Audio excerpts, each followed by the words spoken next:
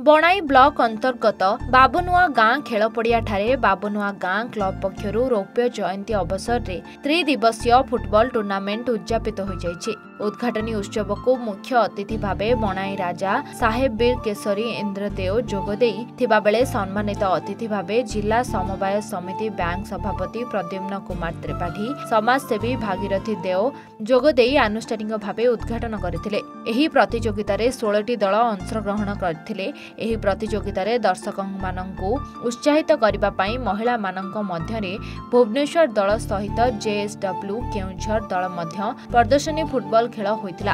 एही फुटबॉल प्रतियोगिता को बेस आकर्षणीय करितिला। कलिकता सहररु आसिथिबा केइजर उद्दीन निज कला प्रदर्शन मुंडरे फुटबॉल रखी साइकेल ले बसी एवं बाइक चलाई निजर कला कौशल माध्यमरे 3टी फुटबॉल प्रदर्शन करिथिबा बेले शह शह फुटबॉल प्रेमी दर्शकंकु विमोहित करिथिले।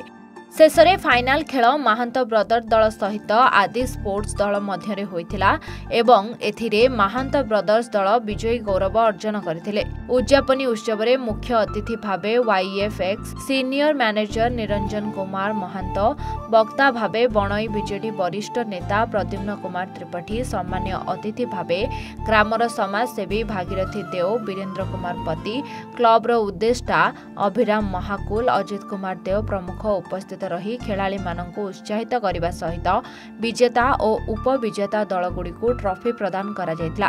ब्लॉक सभापति करुणाकर बोर्ड, सांबादिक तरणी सेना पात्र, कोषाध्यक्ष डम्बरुधर किसान प्रमुख क्लबर सदस्य माने सहयोग करथिले। करुणाकर बोर्ड सभापति बीएनजी स्पोर्टिंग बाबुनुआ 25 वर्ष पूर्ति अवस्था रे आमे सिल्वर जुबली पालन करछु।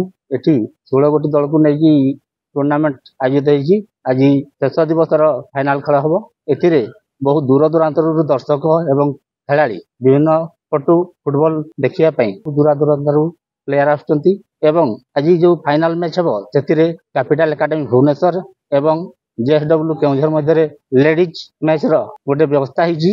एथिरे ता सहित हमर कलकत्ता रु हावड़ा कंपरेल थारु फुटबॉल जागलार आसचु जणे फुटबॉल देखिया पई खेल। एथिरे फुटबॉल विभिन्न फुटबॉल टेक्निक रो कला कौशल प्रदर्शन करिवे। साइकेल रे बाइसाइकेल रे एवं टाउन मध्य रे तळे एकी एकाथर को 3-3टी बॉल भी मध्य टेक्निक रो देखेबे। मो ना तरणी सेन पात्र, बीएनजी स्पोर्टिंग रो बाबुनुआ कमिटी रो मो संपादक। देखो हमर तो 16टी टीम रे खेल अनुष्ठित होइतिला। एतिरे 4टी दल अछंती एबे 2टी दल खेलिबे। फाइनाल भी बेचित हबो एवं ता सहित मध्यांतर रे गोटे लेडीज टूर्नामेंट रो आयोजन होइछि। जोतरे कि 2 दल खेलिबे, केउंझर एवं भुवनेश्वर 2 दल मध्य खेल हम। से खेल देखा कौन होउची तापर दूर दूरांतर दर्शक मध्य आसुचंती। जोति कि हमर राउरकेला छुट्टी आसुचंती खेलाड़ी ए बाबुनुआ टूर्नामेंट को खेलिबा पई बीएनजी स्पोर्टिंग को एवं ए खेलटी देखा आगो को एबे 25 वर्ष हाँ से आसीचंती। से तांकर बहुत कला कौशल देखैबे। जेमति कि बॉल देखैबे, बॉल साइकेल ऊपर नेगिना बॉल देखैबे, तापर 3टी बॉल खेलैबे। एकाथर को 3टी बॉल खेलेबे जो कि दर्शक उत्साहित हेबे।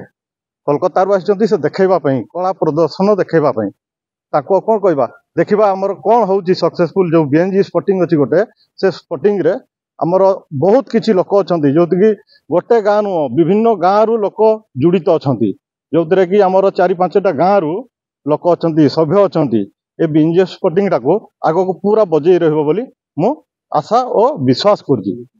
सुंदरगढ़ बणईरू हेमंत पात्रंक रिपोर्ट A1 ओडिशा।